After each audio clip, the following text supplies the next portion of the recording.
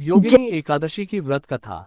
आषाढ़ मास के कृष्ण पक्ष की 11वीं तिथि को योगिनी एकादशी का व्रत रखा जाता है। योगिनी एकादशी का व्रत करने से आपके कई जन्मों के पापों का अंत होता है और आपको परम पुण्य की प्राप्ति होती है। एकादशी के व्रत को करने वाले लोगों के लिए पूजा पाठ करने के साथ ही व्रत कथा का पाठ करना अनिवार्य माना जाता है। इसको करने के बाद ही आपको योगिनी एकादशी के व्रत का संपूर्ण फल प्राप्त होता है।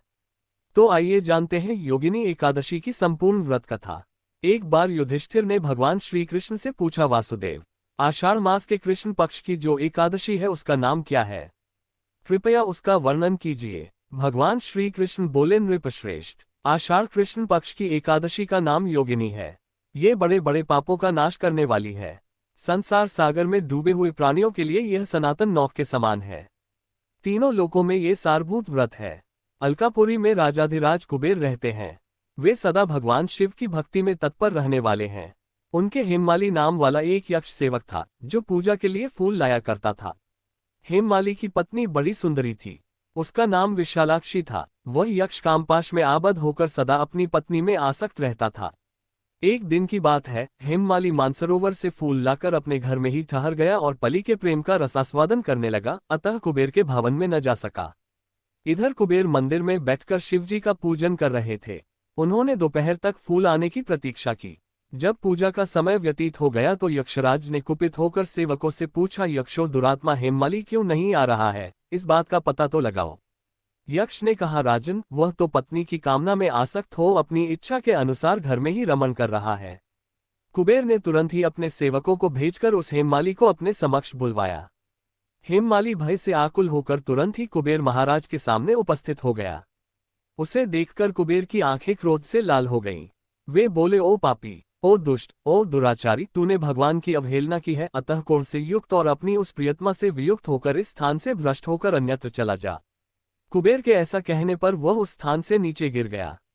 उस समय उसके हृदय में महान दुख हो रहा था। कोढ़ों से सारा शरीर पीड़ित था, परंतु शिव पूजा के प्रभाव से उसकी स्मरण शक्ति लुप्त नहीं होती थी। पातक से दबा होने पर भी वह अपने पूर्व कर्म को याद रखता था। तदनंतर इधर उधर घूमता हुआ वह पर्वतों में श्रेष्ठ मेरुगिरी के शिखर पर गया। वहां उसे तपस्या के पुंज मुनि व मार्कंडेय जी का दर्शन हुआ। पापकर्मा यक्ष ने दूर से ही मुनि के चरणों में प्रणाम किया।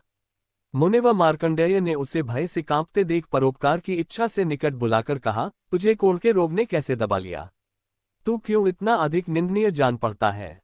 यक्ष बोला, मैं महाराज कुबेर का अनुचर हूँ। प्रतिदिन भगवान शिवजी की पूजा के लिए मानसरोवर से कमल पुष्प लाकर कुबेर के भवन में पहुंचाना मेरा कर्म था। लेकिन एक दिन पत्नी के साथ रमण करते हुए मुझे समय का ज्ञान न रहा और पुष्प ले जाने में विलंब हो गया। इससे कुबेर महाराज ने क्रोधित होकर श्राप दे दिया और मैं क्रोध से पीड़ित पत्नी के वियोग से दुखी होकर दर दर भटक रहा हूँ। आज किसी पुण्य कर्म से मैं आज आपके समक्ष उपस्थित हुआ हूँ। ऋषियों का स्वभाव दयालु और परोपकार वाला होता है। सो हे महात्मन, आप ही मुझ अभागे को कर्तव्य का बोध कराते हुए पाप से मुक्ति का कोई उपाय बताएं। मार्कंडेय जी ने कहा, तुमने ये सच्ची बात कही है, असत्य भाषण नहीं किया है, इसलिए मैं तुम्हें कल्याणप्रद व्रत का उपदेश करता हूँ। तुम आषाढ़ के कृष्ण पक्ष की योगिनी एकादशी का व्रत करो। इस व्रत के पुण्य से तुम्हारी कोढ़ निश्चय ही दूर हो जाएगी। भगवान श्री कृष्ण कहते हैं, ऋषि के ऐसे वचन सुनकर हेममाली दंड की भांति मुनि के चरणों में पड़ गया। मुनि ने उसे उठाया, इससे उसको बड़ा हर्ष हुआ। मार्कंडेय जी के उपदेश से उसने योगिनी एकादशी का व्रत किया, जिससे उसके शरीर की कोढ़ दूर हो गई। मुनि के कथनानुसार उस उत्तम व्रत का अनुष्ठान करने पर वह हेममाली पूर्ण सुखी हो गया। नृपश्रेष्ठ, ये योगिनी का व्रत ऐसा ही बताया गया है। जो 88,000 ब्राह्मणों को भोजन कराता है, उसके समान ही फल उस मनुष्य को भी मिलता है जो योगिनी एकादशी का व्रत करता है। योगिनी एकादशी महान पापों को शांत करने वाली और महान पुण्य फल देने वाली है।